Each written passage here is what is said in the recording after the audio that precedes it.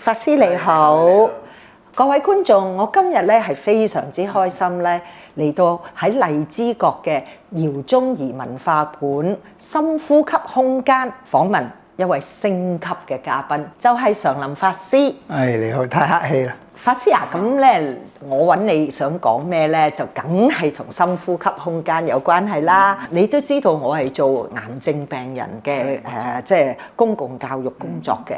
咁其實唔止癌症病人，佢哋個照顧者咧，甚至我哋香港好多普通人咧，都係承受緊好大嘅壓力。請阿師傅今日咧同我哋講一講壓力同埋點樣處理。咁或者我哋由基本講起啊，師傅，乜嘢係壓力咧？處理任何問題都係應該要從因着手嘅，因為如果我哋唔知道點係乜嘢，究竟係乜嘢引起呢件事，而我哋又貿然咁去處理咧，其實就變咗係頭痛醫頭，腳痛醫腳，嗰個作用就唔大嘅。咁所以咧，壓力其實係點嚟嘅咧？壓力咧其實就係話我哋遇到一啲事情，我哋唔能夠即時解決，於是咧個心裏邊咧就係一種唔舒服嘅情緒，但係咧又好想快啲可以解決呢一件事，於是咧就造成一種感覺，嗰種就係叫壓力啦。根據我頭先講嘅分析咧，其實原來係自己製造出嚟嘅。佢製造呢個壓力嘅原因咧，就係來自於有一件事，或者有一啲事，或者有好多事，佢係未能夠即時解決，而佢又好心急想快啲解決，其實係來自咁樣。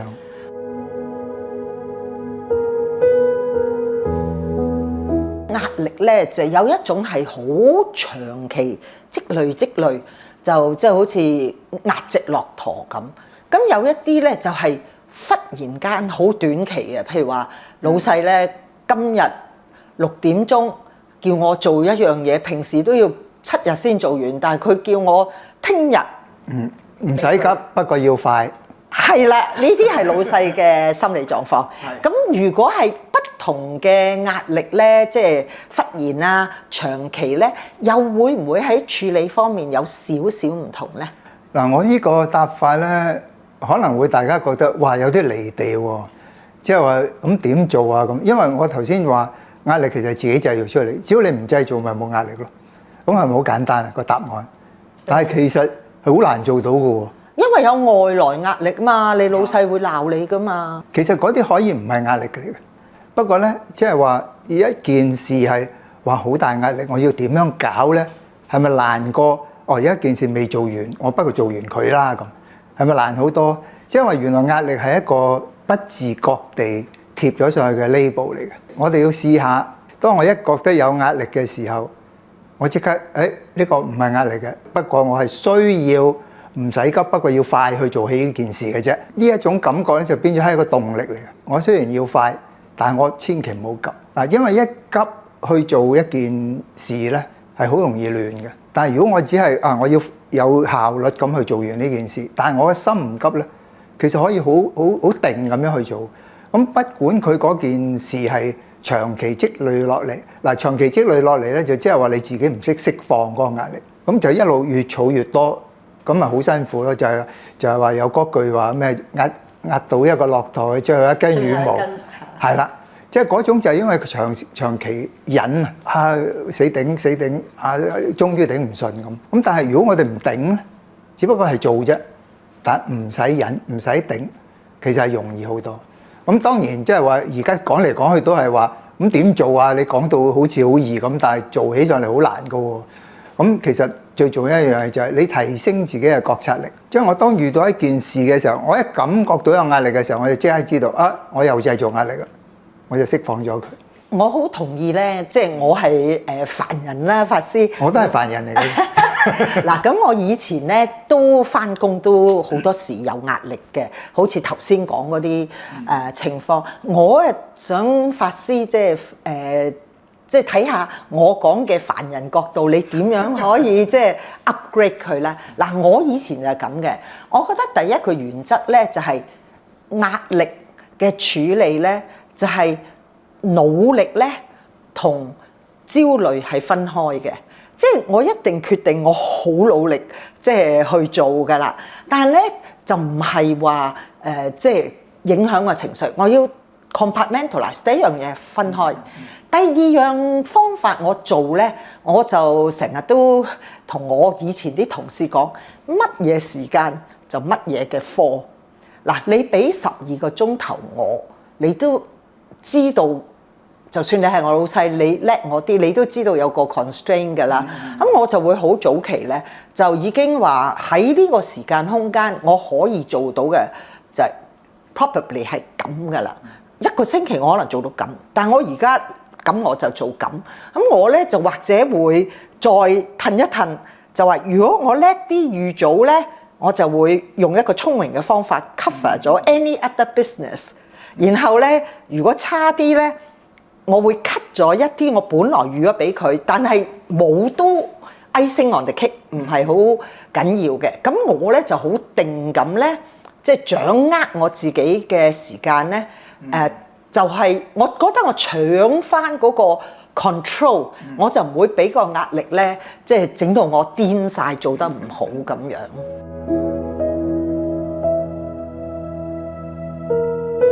簡化你頭先講嗰個嘢，其實就係話喺適當嘅時候做適當嘅事，即係話呢個時候我要做得快啲，咁我就做快啲咯。呢個時候唔使咁快嘅，我咪可以慢翻少少。即係其實件事就係咁。咁當然啦，我都好多時會同人分享話一個 time management 嘅 concept。生活裏邊要做嘅事其實得4種嘅啫。咁第一種咧就係又急又重要嘅，第二種咧就係重要嘅不過唔急，第三種咧急不過唔重要，第四種又唔急又唔重要。咁於是咧大家都一定會係個 priority 咧，一定會係先做嗰個又急又重要啦，然後嗰個又唔急又唔重要咧，我哋就梗係留低最後先做。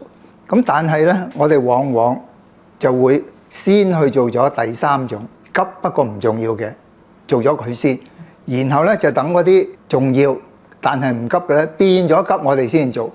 於是明明有好多時間去做好呢件事咧，就變咗要急先至去趕，咁啊變咗咧就差咗。咁而第三種其實多數係咩咧？就係你個手機嘅信息，好多信息都未必係又急又重要嘅，咁但係因為佢叮咁樣，咁你咪係唔係你都睇咗先啦？咁睇嘅時候又順便碌咩 Facebook、IG、Threads 嗰啲，即係總之一切嗰啲嘢咁啊碌下，就好多時間過咗嘅咯喎。咁於是咧，本來冇壓力㗎，佢嗰件事，本來你有充分時間去做，唔覺自己花咗好多時間喺啲無謂嘢度，然後就哎呀而家得返咁少時間喎，哇好趕啊咁，個壓力咪就咁樣嚟嘅咯。其實法師，我哋本來就係想嚟講禪呢啲，但係講下咧，我覺得世界咩都有關係。我聽下法師，你好似做緊 MBA 啦，Management of Time 啦，Organization Power， 但係我覺得係非常之有用嘅。其實我覺得法師你令我諗起一樣，即係重要嘅嘢咧，好多人咧就佢覺得佢老闆要去交呢個功課，佢就乒鈴嘭唥去做，其實我覺得好值得咧喺乒鈴嘭唥之前諗一諗咧，可能你老闆都冇好詳細心思，其實可能有更急更重要嘅嘢。咁我覺得你做佢嗰張單，但係同時你有即係用20分鐘宏觀諗一諗整件事。有啲嘢你做唔到，但你能夠喺最尾嗰度點出話，我做咗呢一忽你叫我做嘅嘢，但係其實我又諗起呢幾樣嘢做，我哋都要繼續做。咁可能老細即係覺得你個人好鎮靜同埋全面咁樣。其實溝通係好重要嘅，因為我都遇過一啲同事咧係佢唔識做或者佢唔係好中意做嗰啲咧，佢又唔做住，就係做晒嗰啲佢擅於做嘅嘢先。咁結果嗰啲佢唔係好願意做嗰樣嘢咧，變咗好急嘅時候，先至問佢咧，佢先至哎呀咁，即係咁變咗成件事其實係影響個大局嘅。咁所以如果你可以，即係有陣時老細叫你做一啲嘢，快脆幫我搞掂呢單嘢，可能嗰單嘢唔係真係咁重要，不過佢當時嘅心情就覺得你做呢單嘢，但係佢唔知道你原來做緊一單更加重要。咁嗰個時候你又唔可以話老細叫到咪做咯咁。然後到佢話：喂，點解嗰單嘢搞唔掂啊？因為你叫我做嗰度啊嘛咁樣嘅態度係唔得嘅。咁所以一定要自己知道當時我做緊嘅嘢究竟係邊一樣，如果老細加嚟嗰樣可能係更加重要嘅，咁我咪即刻做咗嗰樣先。即係個 priority 係要自己識得分配。冇錯，即係其實咧，我都見過有一啲人咧，佢係會做一啲佢覺得容易做嘅嘢，佢覺得好快 clear 咗佢好高興。但係其實唔係啊嘛，即係所謂爆鑊係重要嘅嘢，就算嗰樣嘢你幾唔中意做，但如果佢係重要，你都係要去努力去做咗佢。但係好多冇乜經驗嘅人咧，係會 fall into 呢個 trap 嘅。咁我自己覺得咧，如果嗰個人係佢根本係好擅長、好願意去做嗰件事啊，其實佢唔使努力嘅，佢根本就會自己去做。咁所以叫人哋努力咧，通常都係鼓勵佢做一啲佢唔想做嘅嘢，咁先至需要呢個。我又冇諗過喎，我成世人中唔中意我都覺得我努力嘅喎。我需唔需要叫你努力啲去推廣癌病人嘅照顧啦？根本你唔使努力噶嘛，你根本就已經係全程投入去做啦。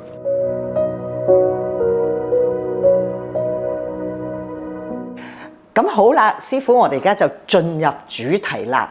嗱，好多 terms 嘅喎，發深呼吸啦、呼吸啦、禪修啦、氣功啦、mindfulness 啦、breathing 啦，瑜伽都有噶嘛，瑜伽都有深呼吸嘅。呢啲係咪 the same thing？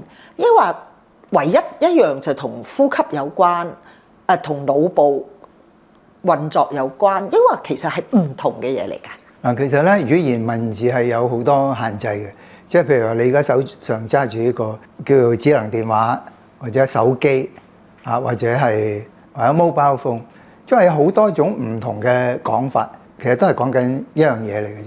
咁頭先你講嗰一紮 terms 咧，其實都係講緊一樣嘢，就係話去訓練我哋個心，去令到佢喺適當嘅時候做適當嘅事。不過咧，嗰啲方法之中咧，有一種咧就係比較淺層啲嘅訓練，有啲係深層啲嘅訓練，有啲就係可以從因着手去解決到問題，有啲咧就係都係喺個果上邊着手嘅，即係其實可以咁樣分。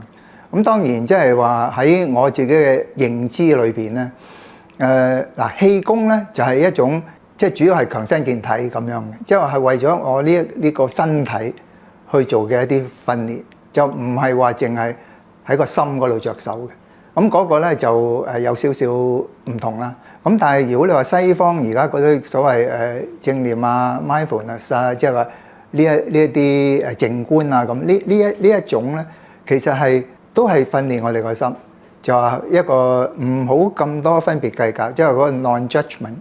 咁然後咧就遇到問題嘅時候，你就唔會咁容易被影響啦。因為如果當你覺得一定要咁，唔可以咁，但係當唔係你想象中嘅時候，你咪會亂咯。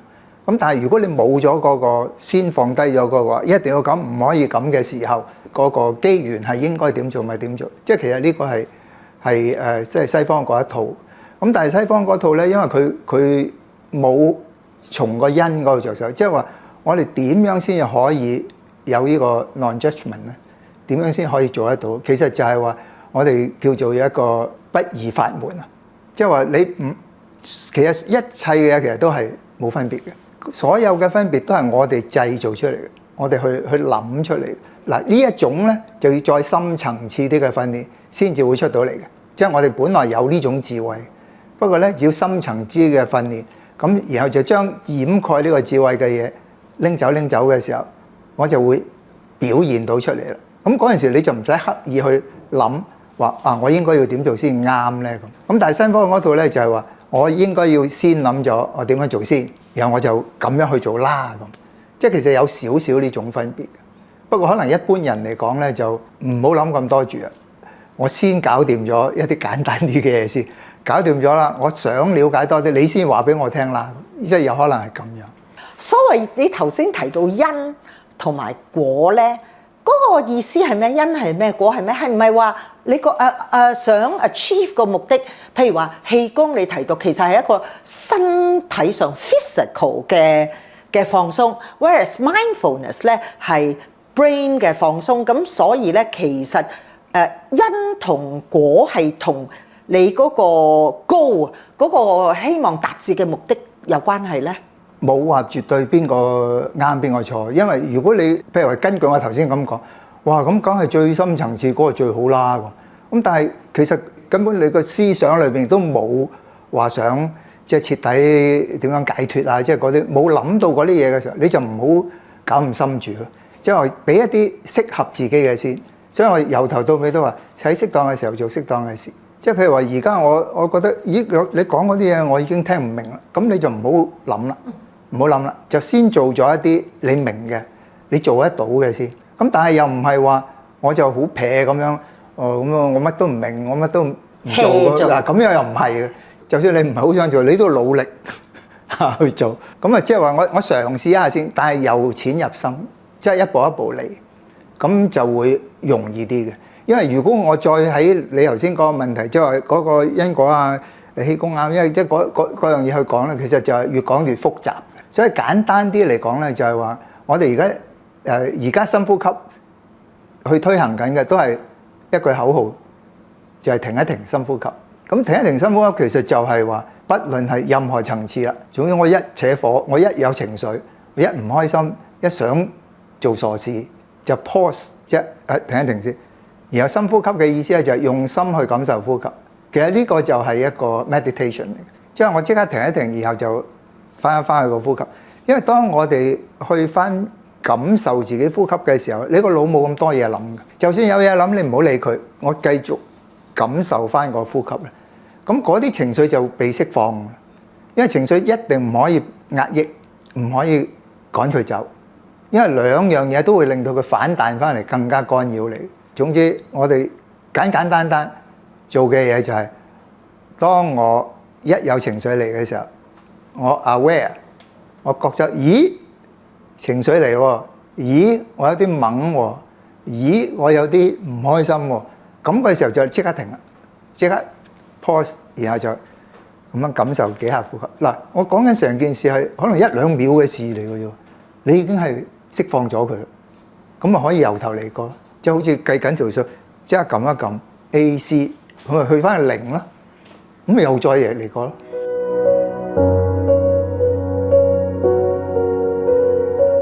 但係好多人咧就係停一停不能不想，因為佢個腦咧直情好似個熄唔到嘅 mon， 佢係咁碌嘅喎，眯埋眼呼吸，佢仲想，咁點樣放空咧？咁我哋咪要改變呢個習慣咯，因為我哋個腦裏邊即係咁多年來，我哋慣咗就停一停諗一諗。佢識得停一停諗一諗咧，都好過完全唔識停添。咁但係個問題就係，原來停一停諗一諗唔係根治嘅方法嚟。停一停諗一諗，你只不過係嗰個好處係因為你停咗一停，所以你冇衝動地繼續。但係你諗一諗之後，可能會繼續爆發嘅，不過係拖慢咗個爆發嘅時間嘅啫。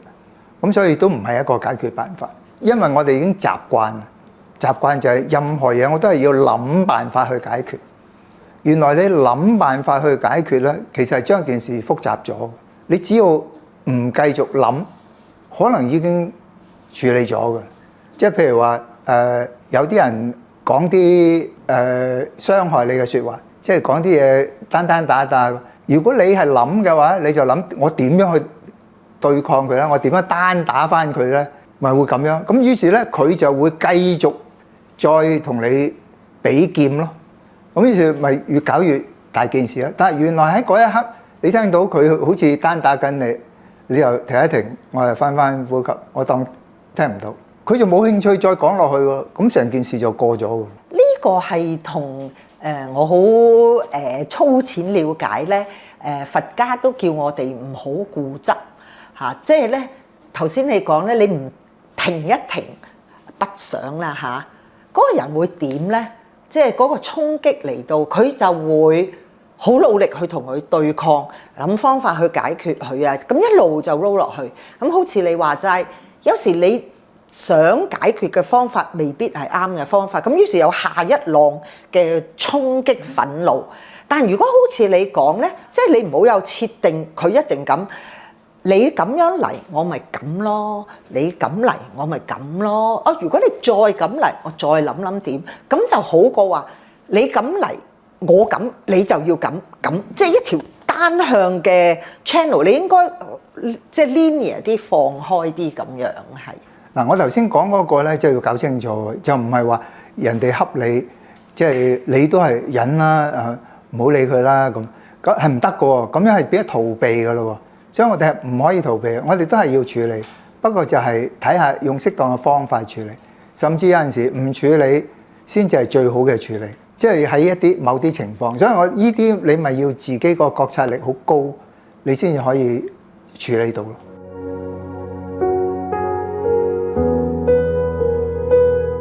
我想問一問，即係一啲基本我哋好想即係認識嘅即係一啲譬如話禪坐啦、打坐啦、行禪啦、禪修咧，都係禪，係咪用個 action 去界定咧？譬如行禪就係行啦，坐禪就係坐。其實禪界裡面呢一種嘅 training 係咪以咩原則為依歸嘅咧？禪其實又係用簡單嘅嚟解釋，就係喺適當嘅時候做適當嘅事。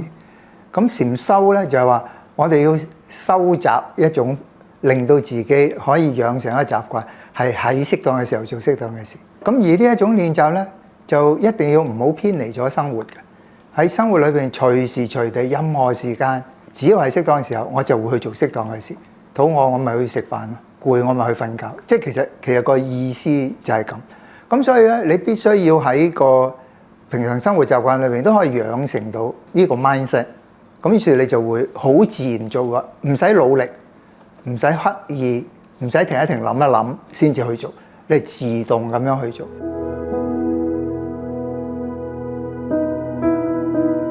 因為有好多人以為禪修就一定要喺深山裏邊啊，唔好食飯啊，即係又抵得熱又抵得冷，即係好高要求嘅講到。但係其實唔係噶嘛，你只不過喺平常生活裏邊喺適當嘅時候做適當嘅事。咁我哋點樣去練到自己識得喺適當嘅時候做適當嘅事啊？咁我頭先由頭到尾都一路強調，就係我哋要個 awareness，我哋個覺察力要夠強。點樣去練個覺察力咧？因為呢個覺察力，我哋本來覺察力好強嘅，不過咧，因為我哋太多嘢諗，太多先入為主嘅概念，就遮住咗我哋嘅覺察力。咁我哋點樣可以練到個覺察力可以自己表現翻出嚟咧？即係唔會俾嗰啲嘢遮住。咁我哋就靠練習啦。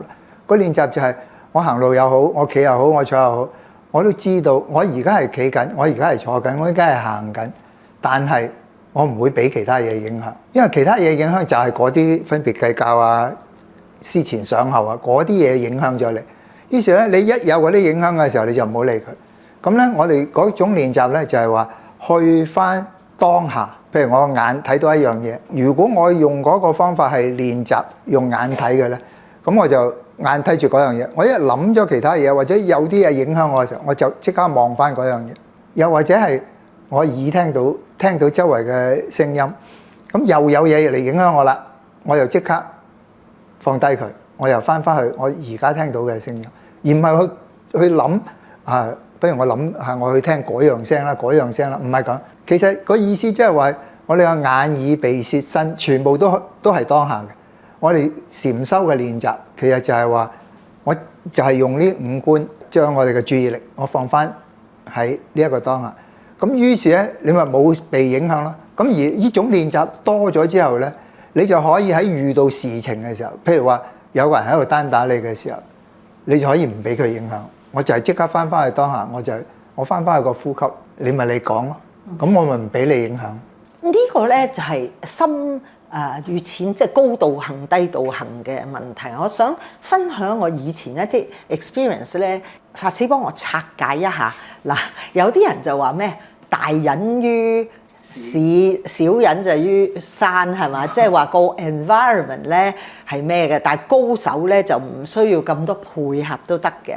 但係我自己又覺得唔係喎，我覺得其實配合係好緊要。嗱，我記得好多年前咧，我真係有啲好心煩嘅事啦，我真係覺得好困啊！即係同家人即係病咧、死亡嗰啲有關係。咁我記得有一日咧，就忽然間滂沱大雨，我咧就截咗架的士去山頂，咁走咗去盧押道公園，好高個，好少人嘅公園，落雨就更加一個人都冇。咁咧我就喺個公園咧，又擔把遮周圍行，咁又踎低睇下啲水嘅旋轉咧，即係佢個水流梗係同高低地勢啊，啲植物嘅生嘅方向係向太陽，即係佢點解會咁樣嘅？咁啊聽下嗰啲雨聲，我嗰晚翻屋企咧，真係個人 relax 咗好好。咁我就想問下法師，我呢種係咪淺嘅道行咧？即係我都係靠我嘅 senses 去 help 我。但係其實如果好似你叻咁嘅人，就算係喺最繁忙嘅巴士站，都可以能夠停一停，即刻放空到去一個寧靜嘅境界。係即係我呢啲水皮啲嘅人，就即係要環境嘅配合。嗱，其實唔係講水皮嘅，不過咧，即係話你個覺察力未係咁強嘅時候咧，如果旁邊嘅環境可以配合，係有幫助嘅。咁所以點解我哋開啲禪修嘅訓練班咁，都會係一個寧靜啲嘅環境。你頭先講嗰個咧，就真係啦，因為當時成個環境其實咧係因為你肯去咁樣做。如果唔係咧，你坐喺嗰度你都可以好煩㗎，你仍然喺度諗呢樣諗嗰樣。但係當時你因為你冇諗啦嘛。你淨係望住嗰啲雨水滴落嚟彈起咁樣啊，嗰啲草濕咗啊，即係你當時就係將你嘅感官放翻喺個當下，你當下見到嘅，你當下聽到嘅，你覺得啊好寧靜，好舒服。其實禪修就係咁樣，就係未必一定要有咁樣嘅環境，你都要慢慢練到。但係有咁嘅環境先，咁啊會比較容易。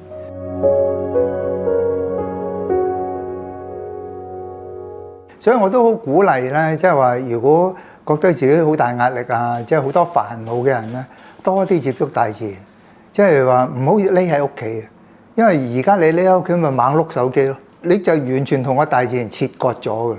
咁所以咧，多啲出去行下山啊，去公園度行下，呼吸下啲熱又好涼又好嘅空氣啊，多啲去接觸大自然係對人係有好大幫助。係啊，即係而家都講 nature therapy， 同埋好似喺日本咧，佢哋好興森林浴嘅，係冇錯冇錯。其實都係幾好，不過就香港冇森林咯。唔使一定嘅，因為香港都有人行緊森林浴呢一套，可能係有啲樹啊，有啲即係有啲山路啊，唔需要森林嘅，即係你譬如話感受下嗰啲樹嘅。摸佢嗰個感覺啊，聽下佢啲聲音啊，即係其實你就係對住棵樹，我全部就係攬住棵樹嘅時候，我就將所有嘅釋放啦。咁呢啲都係一種即係話一個表象啲嘅一種釋放。其實呢一種咪就係話頭先我話眼耳鼻舌身，其實都係可以喺個當下感覺。當你攬住嗰棵樹嘅時候，就係身嘅觸覺，就係當下嗰個觸覺。我攬住呢棵樹嘅時候係點嘅，我去感受嗰種感覺。因為擁抱其實係一件相當好嘅，即係話對人係有幫助。咁但係如果你話我又無端端擁抱一個人，唔知去邊度揾喎咁你攬住棵樹其實一樣嘅，係一樣可以。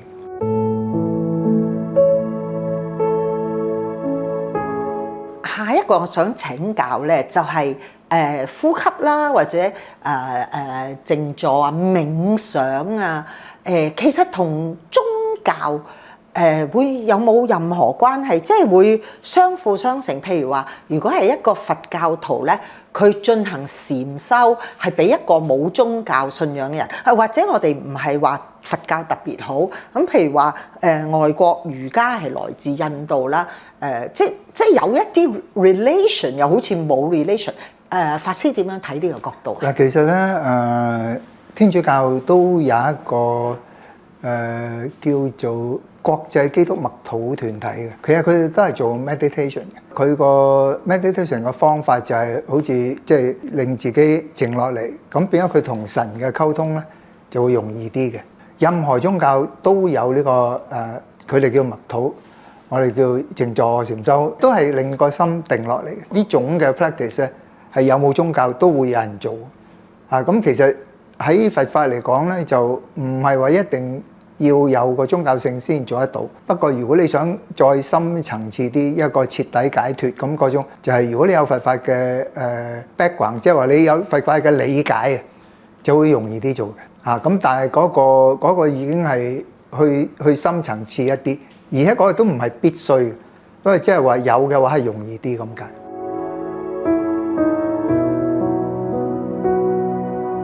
咁咧，我想趁呢個機會咧，同法師咧請教一啲我成日 confuse 嘅 terms 啊，即係我諗好多市民都想知道嘅。譬如話英文嚟講 breathing 係呼吸啦 ，meditation 仲有 mindfulness 同 meditation 有乜嘢唔同咧？ Mindfulness 就係話你嗰個狀態，即係你係好 mindful 嘅，你係好 fully aware what's happening。即係你知道當下係發生緊咩事，當下我應該要做啲咩事，即係呢個就係 mindfulness。meditation 就係嗰個 practice， 令到你 mindful 嘅 practice 就係 meditation。咁樣嗱 mindfulness 咧就即係個意識流啊 ，cognizance 個意識咧係好 focus 喺呢一刻嘅嘢，咁即係有意識嘅，係知道一啲嘢。一定要有意識。哦，但係唔係一個人可唔可以去到一個放空、冇意識、唔諗嘢而係最舒服嘅狀態？你瞓得好好嘅時候，咪係呢種狀態。練習唔係要練呢一種狀態，因為我哋練習一路由頭到尾都係講個 awareness， 即係如果你係完全好舒服咁瞓一覺好覺，其實咧就唔係一個練習咯。不過咧，瞓一覺好覺咧就係一個就係適當嘅時候做適當嘅事啊！只係當你瞓覺嘅時候，你就好好地去瞓覺，就唔好諗咁多嘢。咁你咪冇夢法咯，你就可以一覺瞓天光啊！但係嗰個唔係練習嚟，嗰個係已經係日常生活裏邊禪修達到嘅效果。冥想 meditation 係咪一樣嘅嘢？其實都係個翻譯嘅啫。即係喺我嚟講咧，我就唔中意用冥想呢個形容詞嘅。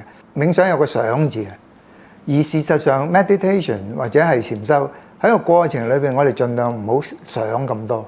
平時已經太多嘢想，喺練習嘅時候就唔好想啦。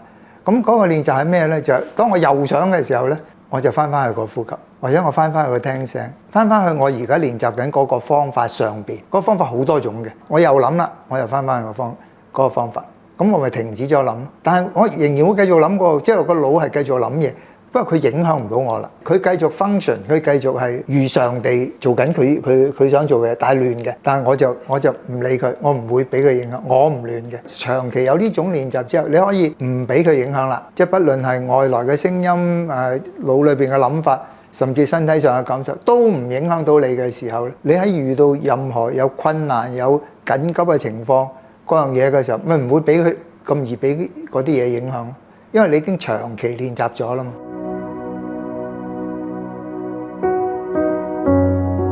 嗱，對師傅你咁叻嘅人就梗係得啦。但係譬如話，好似我咧，我係一個最閂唔到 mon 嘅人嚟嘅。咁我想問，當我初步入門學深呼吸咧，我心猿意馬咧，成日啜，你會叫我係去抗拒，即係哎呀即刻翻嚟，即係逼自己即刻翻嚟。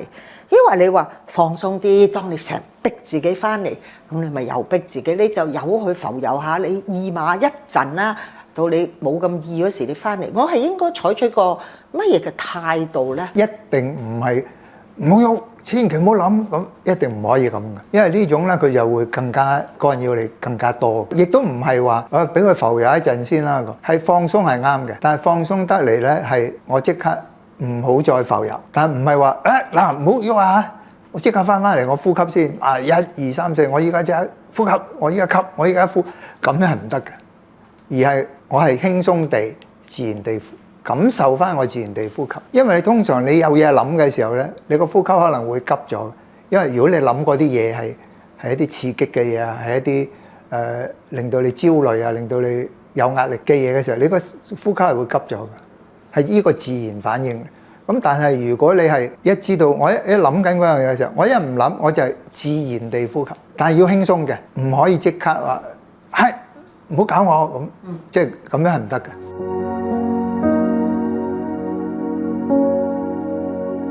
嗱，譬如話我哋翻工嘅人咧，好多時就要諗下點樣去解決一個問題，咁有不同角度咧。到我喺度做緊嘅時候，我忽然間又諗緊，咦，socially 有多個 argument，即係我可唔可以話一陣先諗，而家唔好諗，即係有個交代咁又得唔得咧？呢一個咧，呢個就睇下當時你做緊乜。如果你當時係喺練習緊個 meditation，喺個練習，譬如我呢度有15分鐘，我依家練呢15分鐘咧，我盡量唔去俾嗰啲思想帶我走啦。我依家就係練習思想想帶我走嘅時候，我可以唔理佢，唔俾佢帶走，我就係咁樣練習。咁你突然間有啲 idea，有啲嘢諗出嚟嘅，你就唔好繼續諗落，你由得佢。但係如果你當下係工作緊，你係需要諗我要點樣處理呢件事嘅，你當然要繼續諗落去啦。但係你當時繼續諗落去嗰種諗法咧，就係我仍然係諗緊，我而家諗緊嗰樣嘢啫。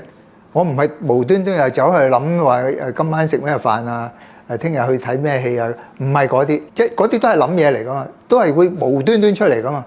總之你當時係諗緊呢一件事，我只係諗呢一件事上邊嘅嘢嘅啫。即係如果我喺寫字樓咧做到已經9點半咧，我就嚟傻嘅時候，但我仲要做到4點咧，咁我就可以做一做。但如果佢嗰15分鐘我係 devote 咗佢做，如果呢啲嘢撞入嚟都係關於個 project，我就輕輕鬆鬆話15分鐘後先，即係唔好，但係就唔好再係諗下聽朝又點樣同老細交代，即係唔好去到咁遠啦，即係唔好散到咁遠啦，真係。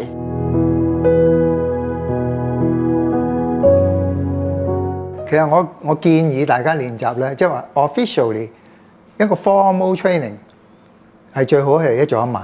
一早一晚嚇，即係話你瞓醒嗰陣，譬如你練15分鐘咁，咁你瞓醒之後可能去洗手間咁你就練啦。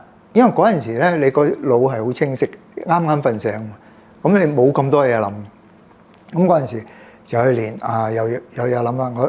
我依家唔理佢，我又翻呼吸。咁你練咗10零分鐘之後，你個人就好清醒，就唔會話嗰啲瞓醒覺懵懵鬆鬆落床又踢親隻腳咁。即係唔會嘅，因為你練完之後，咁而臨瞓之前個練習咧就係你臨瞓之前你做好多嘢噶嘛，碌手機啊、睇戲啊、睇呢樣，即係同人傾電話啊，即係好多嘢。咁跟住你到個人好攰，瞓咗落床，個腦仍然活躍咧，你好難瞓得着嘅。咁所以咧，你喺瞓覺之前10分8分鐘，你就係坐喺度，坐喺床邊都得，個手機都熄埋啦。